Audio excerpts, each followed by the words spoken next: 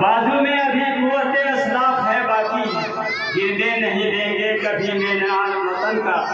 तारीख उसे रखती है हर दौर में जिंदा, मरता नहीं है मर के भी वफादार वतन का। इस शेर के साथ हम अजीजम शाहनवाज आलम सल्लल्लाहु से गुजारिश कर रहे हैं कि वो आए और आज़ादी के तवस्सुत से अपनी नज़्म पेश करें। अजीजम शाहनवाज आलम माइक पे। फिर हम मेहमान खुसूसी के हुजूर चलते हैं मोहम्मद साजिद साहब सऊदी, कन्वीनर मुशायरा शाहिद रेहान साहब, जेर सदारत हाफिज मोहम्मद परवेज साहब, जेर सरपरस्ती मौलवी असरारुल हक साहब। अस्सलामु अलैकुम वरहमतुल्लाहि वबरकातुहू।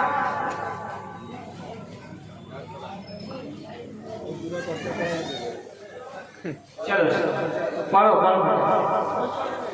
है